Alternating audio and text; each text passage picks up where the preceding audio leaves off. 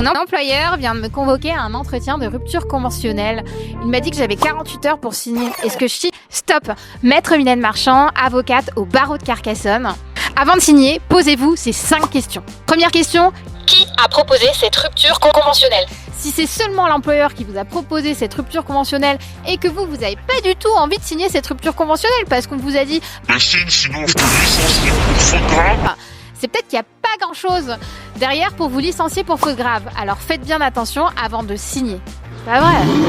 Deuxième question, est-ce que je suis en conflit avec mon employeur? Alors certes, dans certaines situations, type du harcèlement moral, des discriminations, on peut soulever devant le conseil de prud'homme la nullité de la rupture conventionnelle. Mais avant de signer, c'est peut-être mieux de se poser la question, est-ce que j'ai vraiment intérêt à signer cette rupture conventionnelle?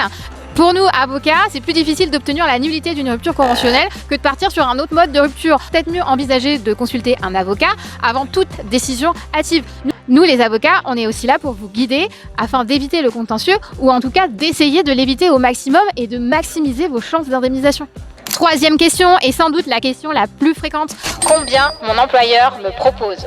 Souvent, vous venez me voir et vous me posez exactement cette question. Et souvent, l'employeur, qu'est-ce qu'il vous propose? Eh bien, il propose le minimum légal. Et ça va être encore plus le cas avec le fait que les cotisations sociales sont passées de 30 à 40% sur l'indemnité de rupture conventionnelle.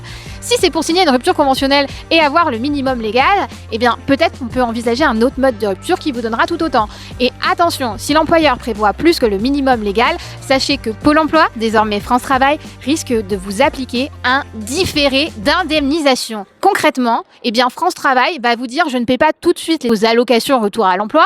Il va vous dire vous allez attendre parce que vous avez perçu trop d'argent lors de la rupture du contrat. Et oui, là aussi, pensez à cette question des indemnités de retour à l'emploi. Tout dépend de votre projet, c'est sûr, de ce que vous allez faire ensuite. Pensez à vos allocations retour à l'emploi. Est-ce que vous avez prévu d'en bénéficier? Même question. Avez-vous eu un entretien? Souvent, l'employeur ne prévoit pas d'entretien. Or, l'entretien, c'est obligatoire pour la rupture conventionnelle. Vous devez en avoir parlé avec lui. Cinquième question, le délai. Normalement, j'ai 15 jours pour me rétracter après la signature. Ça, c'est dans le texte, en théorie. En réalité, les employeurs peuvent vous faire signer des ruptures conventionnelles antidatées et aller dire à l'administration que vous avez bien attendu le délai de 15 jours. Donc, ne signez pas trop hâtivement et prenez conseil avant. Avant de signer une rupture conventionnelle, je me pose toujours ces 5 questions. Qui a proposé? Suis-je en conflit avec mon employeur? Combien a-t-il proposé? Ai-je eu un entretien? Cinquième question, quel est le délai? Pour me rétracter ou pour signer? Abonnez-vous pour plus de conseils en droit du travail et n'hésitez pas à enregistrer cette vidéo car ça peut vous servir.